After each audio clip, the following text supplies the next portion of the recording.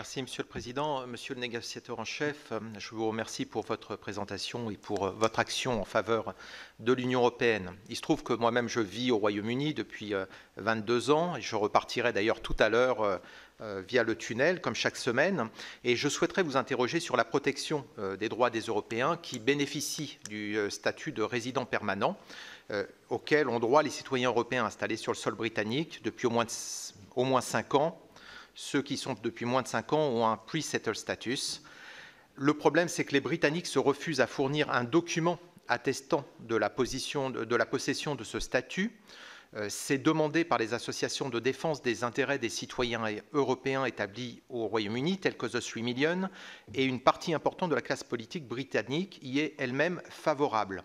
C'est un sujet majeur. J'ai fait le point hier avec Nicolas Hatton, président de The 3 Million. La crise sanitaire a contraint de nombreux Européens à demander des aides sociales au Royaume-Uni dans les mois derniers. Il est toujours demandé de nombreux documents de justification à ces Européens, même lorsqu'ils ont déjà été enregistrés et obtenu la confirmation du settled status. Est-ce que l'Union européenne pourrait établir une carte pour ces Européens qui se sont enregistrés sur le registre, ce qui permettrait de l'opposer à l'administration britannique? Comment prévoyez-vous de garantir les droits prévus par le traité que vous avez négocié pour nous, citoyens européens du Royaume-Uni, et pour les Britanniques, donc sur le sol européen? J'aimerais également entendre votre point de vue sur le contraste entre les négociations commerciales Union européenne-Royaume-Uni d'une part et Royaume-Uni-Japon d'autre part.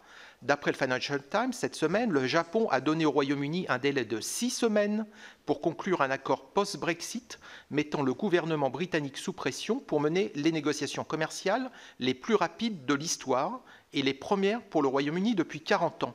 Comment peuvent-ils y parvenir sans que l'Union européenne y soit associée, alors que le Japon a signé un accord de libre-échange avec l'Union européenne et que la situation n'est pas stabilisée entre l'Union européenne et le Royaume-Uni? Enfin, j'aurais aimé aborder avec vous la question de la frontière irlandaise sur laquelle vous nous avez donné votre point de vue. J'ai eu une visioconférence la semaine dernière avec les entrepreneurs français d'Irlande. Ils sont désormais très inquiets sur l'évolution de la situation. J'ai du mal à comprendre comment on peut garantir que les produits assemblés à bas coût au Royaume-Uni, tels que vous l'avez analysé, ne passeront pas sur le sol irlandais en l'absence de frontières. Nous n'avons aucun élément technique qui nous permette aujourd'hui de comprendre, alors que nous sommes à quelques mois de l'échéance, et on a l'impression qu'on est toujours au même point par rapport à la campagne sur le Brexit, c'est-à-dire qu'on est toujours dans le même flou. Je vous remercie. Olivier Cadic a évoqué la question des citoyens dont les droits sont garantis. Et donc, si je comprends bien, Olivier, votre question, elle est plutôt liée à la bonne application de cet accord pour les citoyens européens qui vivent au Royaume-Uni. J'avais une note que j'ai perdue. Oui, c'est l'accord de sécurité sociale. On est dans une période de transition et donc pendant laquelle l'accès aux prestations sociales ne se fait pas conformément à l'accord de retrait, mais conformément aux droits de l'Union qui continuent de s'appliquer au Royaume-Uni. Je veux dire aussi que s'il y a, Olivier, des démonstrations, des preuves dont vous disposez pour certains citoyens de discrimination, je suis preneur de ces informations. Parce que dans le Joint Committee, le comité conjoint avec M. Gove, notre représentant, M. Šefčovič, fait état, comme les Britanniques le font pour les citoyens britanniques dans certains pays, ils ont signalé des problèmes pour certains citoyens britanniques en Belgique et en France, et donc j'ai invité les deux gouvernements à répondre et à traiter ces questions. Nous devons être impeccables de notre côté, et il faut qu'ils soient impeccables du leur. Donc je suis preneur, Olivier, d'informations, si vous en avez, pour, dans le temps que nous avons entre maintenant et un peu plus longtemps, le mois de juin d'ailleurs, parce que pour les citoyens, ça va durer un peu plus longtemps, à mi-juin 2021, je suis preneur d'informations pour vérifier qu'il n'y a pas de discrimination. Vous avez évoqué les négociations du Royaume-Uni avec le Japon. Je rappelle qu'en quittant l'Union européenne et le marché unique, le Royaume-Uni quitte 600 accords internationaux. 600 accords. Ils doivent renégocier. Éventuellement, on les a autorisés à renégocier pendant le temps où ils sont encore là, dans le marché unique, parce que c'est un travail gigantesque. Donc, ils négocient ces accords, ils peuvent les conclure, mais ces accords ne seront pas applicables avant qu'ils aient quitté l'union douanière et le marché unique le 1er janvier prochain. J'ai vu la pression que fait le Japon. Ce qui va être fait, de mon point de vue, entre le Japon et le Royaume-Uni, c'est un accord qui sera le miroir de notre propre accord avec le Japon. Très bien, mais objectivement, nous n'avons pas de raison de participer à ces négociations qui se déroulent entre un pays tiers. Le Royaume-Uni est désormais un pays tiers de l'Union avec un autre pays tiers. Simplement, nous suivons ces négociations. Deux points de vue.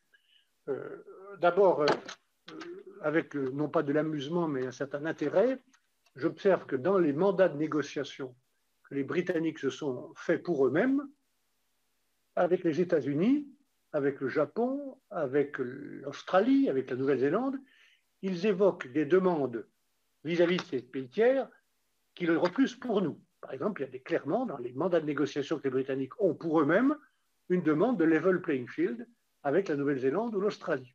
Et au même moment, ils nous disent, nous, on ne veut pas de level playing field avec l'Europe. Ça m'intrigue un peu, mais c'est intéressant. Je vois bien aussi que dans les négociations des États-Unis, les Américains, et ce n'est pas surprenant, ont demandé un abaissement des standards britanniques, qui sont les nôtres aujourd'hui, sur certains produits alimentaires qu'ils veulent exporter au Royaume-Uni.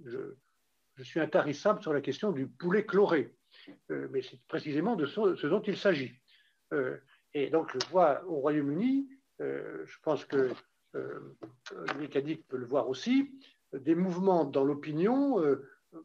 Hier ou aujourd'hui encore, les stakeholders, les chambres de commerce, les industriels, mais il y a quelques semaines, c'était les agriculteurs, s'inquiétaient des conséquences d'un éventuel accord des États-Unis sur le niveau des standards alimentaires et ce que j'appellerais du level playing field, non seulement fiscal ou social, mais aussi alimentaire. Donc nous suivons ces négociations de ce point de vue-là, et je les suis aussi pour vérifier qu'il n'y a pas de conséquences collatérales pour nous sur la sécurité alimentaire et en particulier les services financiers ou les indications géographiques. Enfin, Olivier Cadic, je confirme que ce dont nous sommes comptables vis-à-vis du marché unique, c'est quelque chose d'intransigeant pour nous, c'est la question de la qualité des contrôles en Irlande. C'est tout le problème que j'ai avec les Britanniques qui, pour l'instant, n'entrent pas trop dans les détails. Et nous sommes dans les détails. Nous avons une réunion, Paulina, du comité spécialisé quand Mi-juillet. Mi-juillet, une nouvelle réunion du comité spécialisé Irlande du Nord avec les Britanniques. Et là, on va continuer à poser des questions sur quid de l'application du régime TVA, quid du système douanier, quid des contrôles sanitaires et phytosanitaires, quid de la pêche, toutes ces questions précises qui doivent être traitées maintenant et pas le 15 décembre pour que l'accord soit opérationnel et que les produits qui rentrent en Irlande du Nord soient contrôlés au titre et dans le cadre des règles du marché unique. Je rappelle aussi, Olivier, que la politique des aides d'État de l'Union s'appliquera de manière durable en Irlande du Nord, le contrôle des aides d'État.